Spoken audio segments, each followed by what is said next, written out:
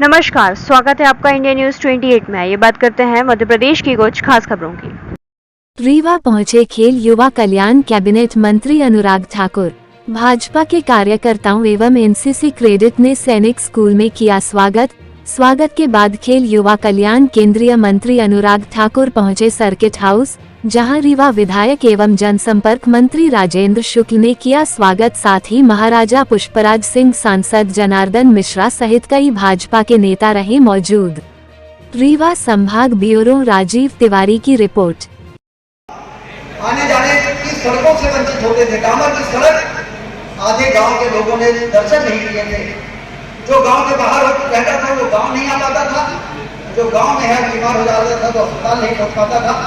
हमारी सरकार बनी, हमने गांव में सड़कें बनाई, हमने 24 घंटे बिजली दिया, हमने सिंचाई के नहरों का जाल बिछाया और उससे तो आर्थिक तरक्की हुई, उससे निवेश बढ़ा, उससे व्यापार बढ़ा, उससे पर कैपिटा इनकम बढ़ी। आज मध्य प्रदेश में 11,000 प्रति व्यक्ति आय जो होती थी, भारतीय जनता पार्टी के सुशासन के कारण वो 1,40,000 प्रति व्यक्ति आय हो गई है। ये भारतीय जनता पार्टी का सुशासन है। ऐसे ये सरकार, ये चुनाव किसी को हराने जिताने का खेल नहीं है। ये चुनाव तो आने वाली पीढ़ी के भविष्य को बनाने के लिए होता है, आने वाले बच्चों के भविष्य को संवारने का होता है। इसलिए ये जरूरी है कि ये जिम्मेदारी बुद्धिजीवी वर्ग की भी है, वो इन सब चीजों का आकलन करके और अपने योग्यता का, अपनी क्षमता का उपयोग समाज के बीच में किस प्रकार से फैलाएं, जिससे कि अच्छी काम करने वाली सरकारें बार बार चुनी जाएं। आज मोदी जी के नेतृत्व में भारत विश्व गुरु बनने की दिशा में आगे बढ़ रहा है। इसमें और ताकत मिले, जिससे कि हमारा देश समृद्धशाली हो, शक्तिशाली हो। और इसलिए अनुराग ठाकुर जी आज हमारे बीच में आए हैं। उनका विस्तार से हम लोग उद्बोधन सुनेंगे, उसको दिल और दिमाग में बैठाएंगे और फिर जनता के बीच में उसको फैलाने का काम करेंगे। यहाँ पर भले ही सीमित लोग दिख रहे हैं,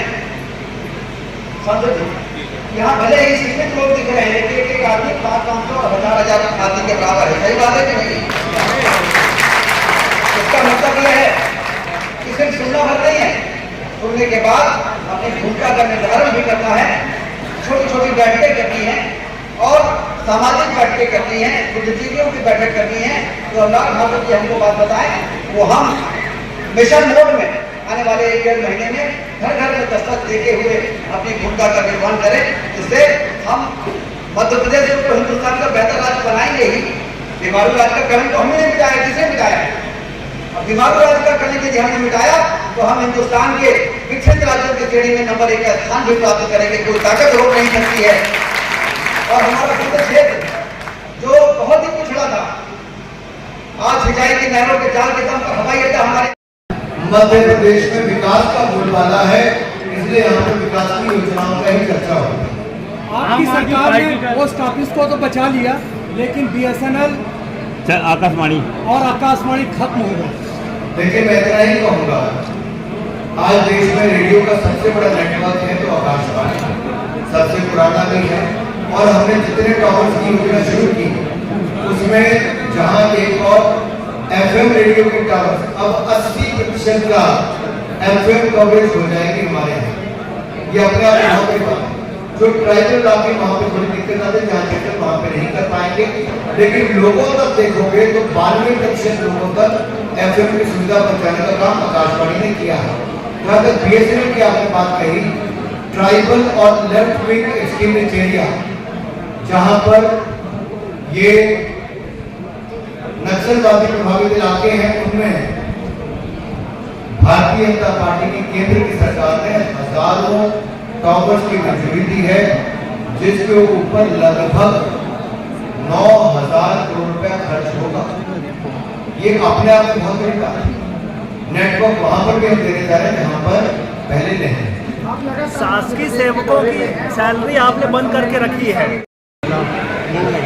जन कल्याणकारी योजनाएं एक के बाद दूसरी अगर मध्य प्रदेश में चलाई, अगर मान लीजिए सिंचाई योजना है, कहीं पर उज्ज्वला योजना है, कहीं पर आयुष्मान भारत योजना है, तो मूलभूत सुविधाएं जो है वो जनता को देने का काम है। लाडली बहना योजना है, अपनी बहनों को सशक्तिकरण करने के लिए यह लाडली लक्ष्मी योजना है। यहाँ की बेटियों को भविष्य सुनिश्चित करने के लिए और लिंग अनुपात को बेहतर बनाए रखने के लिए जो भी कदम उठाए गए उसकी प्रशंसा पूरे देश और दुनिया भर में हुई है।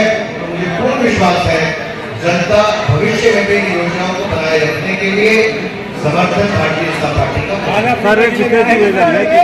और यहाँ से अगर मैं देखूं रीवा से लेकर भोपाल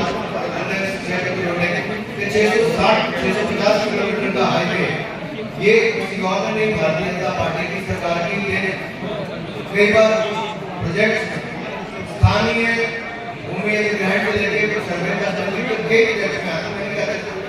कॉन्ट्रैक्टर का कहीं से दिक्कत आती है, लेकिन ये प्रोजेक्ट पूरा कराने में भारतीय जनता पार्टी पूरी तरह से प्रतिबद्ध है। ये हमारी घोषणा ही नहीं, ये हमारी कमिटमेंट है।